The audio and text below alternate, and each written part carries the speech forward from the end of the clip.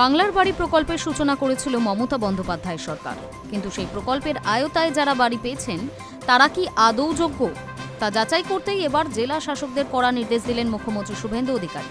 সোমবার এই মর্মে একটি বিজ্ঞপ্তি জারি করেছে রাজ্য সরকার। অভিযোগ উঠেছে, বাংলার বাড়ি প্রকল্পের আয়তায় এমন অনেককে বাড়ি দেওয়া হয়েছে যারা অযোগ্য। তারা এই প্রকল্পের লাভ পেয়েছে, ফলে সমস্ত উপভোক্তাদের পুনরায় যাচাই প্রক্রিয়া শুরু হবে। আগামী 30শে মে অর্থাৎ শনিবারের মধ্যে এই প্রক্রিয়া সম্পন্ন করার নির্দেশ দিয়েছে রাজ্য। রাজ্যে পালাবদলের পর নতুন সরকার কর্মযজ্ঞে নেমেছে। মন্ত্রিসভা গঠনের পর থেকেই একাধিক নির্দেশ আসছে নবান্ন থেকে। তৃণমূল জামানার একাধিক দুর্নীতির বিষয়ে প্রকাশ্যে আসছে।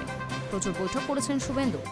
সোমবারই রাজ্যের সরকারি স্কুলের ইউনিফর্মে নিম্নমানের কাপড় ব্যবহার হয়েছে বলে অভিযোগ উঠেছে, যা নিয়ে ক্ষোভ প্রকাশ করেছেন মুখ্যমন্ত্রী। এই বিষয়ে রিপোর্টও তলব করেছেন তিনি। এছাড়াও আরজিকর মামলার ফাইল খুলেছে রাজ্য সরকার। খুন ও ধর্ষণকাণ্ডে সিবিআই তদন্তের মামলার শুনানিতে বিশেষ ডিভিশন বেঞ্চ গঠন করল কলকাতা হাইকোর্ট।